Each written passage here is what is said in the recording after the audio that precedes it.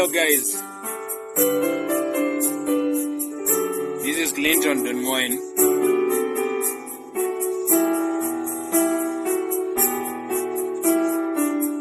And I'm back again with this another tutorial here, and I want to teach you today how to play some passing chords called the secondary dominant passing chords. And this is a very easy way of coming up with your own passing chords.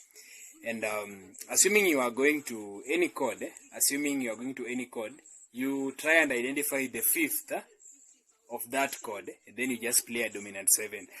First of all, how do we form a dominant 7 chord? A dominant 7 chord is formed by a 1, a 3, a 5, and a flat 7 of a major scale. So if I was in the scale of F sharp, because that is what I'm illustrating, I'll have my 1, 3, 5 with a flat 7. This is the 7, F is the 7, E is the flat 7. So this one is what we call a dominant 7 chord. Okay? So if I was in the key of C, again I'll have the C major chord, but I just add a flatted 7 from its scale. So it is 7 is B, but flat 7 will be B flat, okay? So this is what we call a C7 or a C dominant 7. If I was in the key of which other key? Let us use D for instance. So I'll just have a D. For me to get, I'll just add a flat 7, of which this will be the 7, this will be the flatted 7. So this will be the dominant 7. That is what we call a 7. You can just say D7, or you can call a D dominant 7. This one is an F sharp dominant 7 chord. So we can use this application to play what we call the secondary dominant passing chords. Secondary dominant passing chord. So assuming I was in the key of F sharp, right? Then someone is singing a song, but I want to go to my 2, which is a G sharp. Okay? What do? I identify a 5 of G sharp. So I assume I'm in the scale of F sharp. So if I was in the scale of F sharp, E flat will be its 5, because in the scale of F sharp we have so, okay, do, re, mi, fa, so. So that's so in the scale of G sharp. And then I just play a dominant 7 of E flat. So I'll have E flat major, okay, E flat major, but I just add a flatted 7, which is this. So I have an E flat 7th chord. So this is the note I will use as my passing chord to lead me to my G sharp, okay? To lead me to my G sharp. So I can choose to do inversions, and if I do an inversion, I can get a chord something like this on this inversion, if this is what I've chosen to play. So this is what I'll play, okay, just before I land to my G sharp. Okay? Okay, so it will be okay. So assuming I was going to my, for example, 6. So I will assume that I'm now in the key of E flat. But this is, remember I'm in F sharp. But now assuming I'm in the scale of E flat, what will be the 5 for E flat? So the 5 for E flat would definitely be a B flat, okay? Because so I'll play a dominant for B flat, which will be B flat, D, F, and then G sharp, okay? That is what I'll hold before I just approach my 6. So when I was teaching you the 7-3-6 progression, remember I was saying that on the 3, play a dominant 7. That is where it was coming from. That is a secondary dominant passing chord. Secondary dominant passing chord. So, assuming I was going to which other chord do you want me to use an example? Assuming I was going back to my 1. What is the 5 of F sharp? It is D flat, C sharp. So I'll play a dominant chord here. So a 7th chord. So which will be, I have C sharp, but I just add that 7th, flat 7. Okay? Something like this. Before I land to my 1. So assuming I'm playing a song like Wewe ni mwema. Okay? So, for example, how do I attack this 5? This C sharp. What is the 5 of C sharp? The 5 of C sharp is usually G sharp. So I will play a dominant 7th for G sharp. So G sharp, we have G sharp. Okay? If I add that flatted 7, this is what I'll have. So this is what I'll actually strike. Okay? I can even choose to omit this note, the E flat, and just do this. And then it will take me to my 5, which is a C sharp. Okay? So assuming I'm playing a song like wewe ni mwe. Okay? Wewe ni mwema.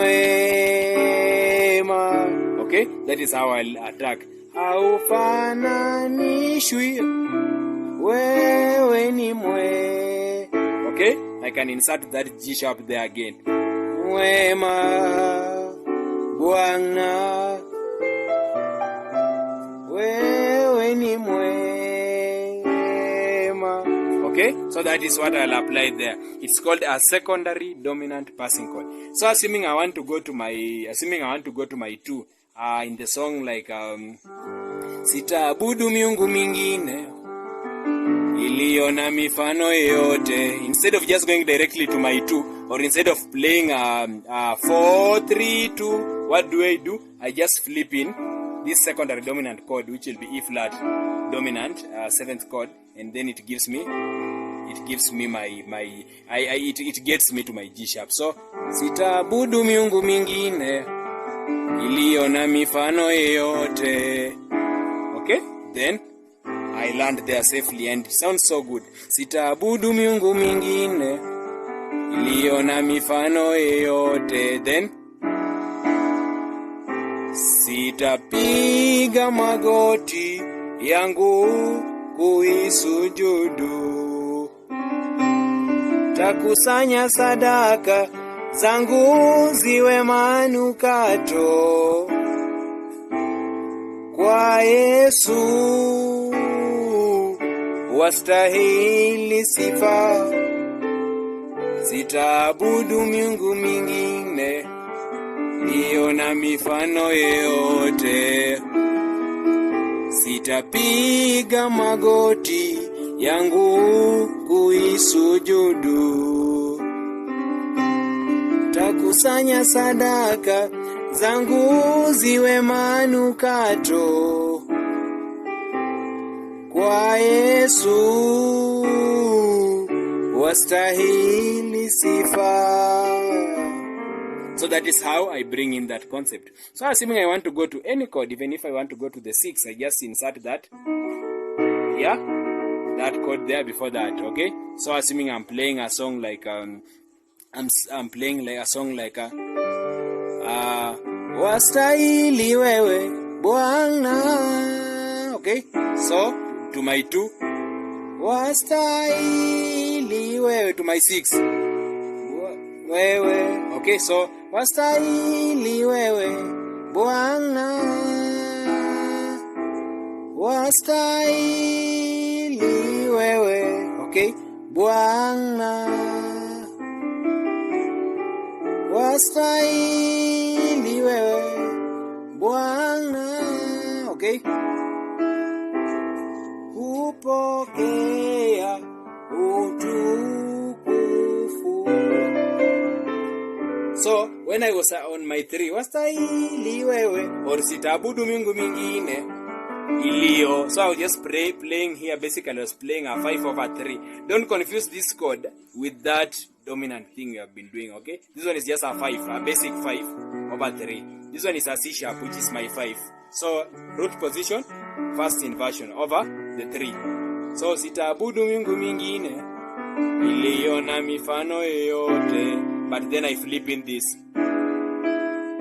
Sitapiga magoti yangu,